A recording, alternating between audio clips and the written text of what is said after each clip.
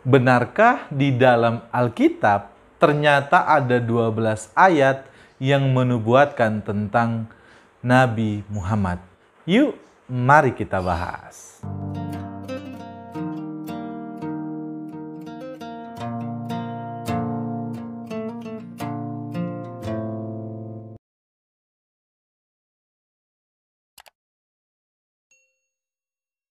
Shalom guys, kali ini berjumpa kembali dengan saya. Di video kali ini saya ingin membahas seorang mualaf yang mengatakan ia adalah seorang mantan pendeta, mantan seorang misionaris. Hal yang perlu saya tanggapi adalah ketika si mualaf ini mengatakan ternyata di dalam Alkitab ada 12 ayat yang mencatat nabi mereka. Yuk kita lihat bersama-sama cuplikan videonya. Yohanes belum dijelaskan, Isa Rasul dijelaskan 12 ayat bahwa dalam firman Tuhan kepada Nabi Musa, "Hai Musa, akan kubangkitkan seorang nabi bagi mereka dari antara saudara mereka yang seperti engkau, hai Musa." Ini adalah Injil ulang. Di dalam Injil Yesaya dikatakan, kalau kita itu diberikan kepada seseorang yang tidak dapat membaca dengan mengatakan, baiklah baca ini, dia akan jawab, aku tidak bisa membaca. Surat Al-Alaq ayat yang pertama, Iqra bismi rabbikal ladzi khalaq. Baca. Ternyata di Injil ada, tapi tidak diakui. Bahkan mereka mengatakan bahwa ramalan itu akan datangnya seorang penyihir. Lalu diputar lagi sekarang ramalan itu untuk Yohanes. Beberapa tahun kemudian diganti lagi ramalan itu untuk Nabi Isa. Padahal bertentangan dengan ayat atasnya yang berkata adalah Nabi Isa itu sendiri. Setelah aku akan datang seorang Mesias, dia adalah seorang penghibur, pembawa kabar gembira. Dia adalah orang penyelamat dari kezaliman, pembebas budak. Setiap berjalan dia awan di atas kepalanya, dan ada tanda-tanda kenabiannya. Ini di dalam Injil jelas sekali. Dia bernama Ahmad. Akhirnya orang-orang misionaris Barat dan Zionis ini kalau disebarkan ke gereja semua habis jemaat mereka. Kita sudah melihat bersama-sama cuplikan videonya. Nah, teman-teman, tanggapan saya terkait apa yang sudah ia sampaikan, saya harus katakan bahwa tidak ada nabi mereka dicatat di dalam Alkitab.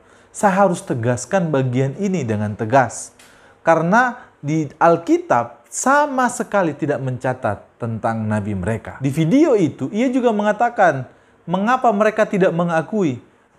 Bagaimana mengakui yang tidak ada di dalam Alkitab?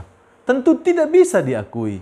Nah, dari itu sebenarnya apa yang ia sampaikan ini hanya klaim sepihak saja. Yang kedua, kalau ada di dalam Alkitab 12 ayat terkait dengan mencatat nabi mereka, di mana ayatnya, di mana pasalnya, kitab apa, supaya jangan hanya mengklaim sepihak. Tapi ketika ia mengatakan ada 12 ayat, kalau kita lihat di video tadi, ia tidak jelas menyebutkan di mana letak ayatnya tersebut. Pasal berapa dan ayat berapa. Ini menunjukkan ketidakyakinan dari si mualaf ini menyebutkan dan menekankan bahwa ada 12 ayat di dalam Alkitab mencatat nabi mereka. Nah, lagi-lagi hal seperti ini sebenarnya hanya main klaim sepihak. Yang ketiga, kalau hanya mengutip dan mengatakan difirmankan kepada Nabi Musa, kita harus tahu bersama bahwa di dalam Alkitab banyak kitab yang dituliskan oleh Musa. Nah, ini juga tidak jelas ayatnya ayat berapa dan pasal berapa, kitab apa. Dan kalau kita lihat lagi teman-teman, ia juga mengatakan bahwa di Injil Yesaya. Nah, ini juga sangat lucu sekali ya. seorang mantan pendeta, seorang misionaris, katanya mantan misionaris. Masa membedakan antara Injil dengan kitab-kitab yang lain kok salah? Tidak pernah disebutkan menjadi Injil Yesaya, tapi biasanya kitab Yesaya. Yang keempat, jangan memaksakan Alkitab atau orang Kristen mengakui akan nabi kalian tercatat di dalam Alkitab. Yang kelima, kebohongan yang buat saya geleng-geleng kepala adalah ketika si mualaf ini mulai menceritakan dongengnya dengan luar biasa. Sehingga dengan pola-pola mereka menemui tokoh Islam yang ada di India yang bernama Ahmed Gula Mirza. Didatangi oleh tokoh-tokoh Kristen, ini kamu diramal di dalam Injil sehingga kamu adalah nabi akhir zaman. Akhirnya muncul Ahmadiyah yang mengaku seorang nabi. Itu rekayasa semua. Karena di dalam Injil disebutkan dia bernama Ahmed. Nah, kalau Ahmed ini dibuka terus terang Nabi Muhammad, tidak ada gereja, habis gereja. Bapak Ibu jamaah salat subuh yang dimuliakan Allah Subhanahu. Lalu sudah terjadi pergolakan dalam hati, saya konsultasi dengan istri. Ma, aku mau masuk Islam, kamu bagaimana? Ia mengatakan bahwa pola-pola yang dilakukan oleh tokoh-tokoh Kristen, mereka ke India mendatangi tokoh Islam yang bernama Ahmed Gula Mirza. Dan kamu diramalkan di dalam kitab Injil sebagai nabi akhir zaman. Dan akhirnya ada muncul seorang Ahmad Kiai yang mengaku menjadi seorang nabi. Nah, dongeng seperti ini menurut saya sangat-sangat tidak bisa dipercaya. Karena apa yang disampaikan oleh si mualaf ini tentu tidak ada benarnya.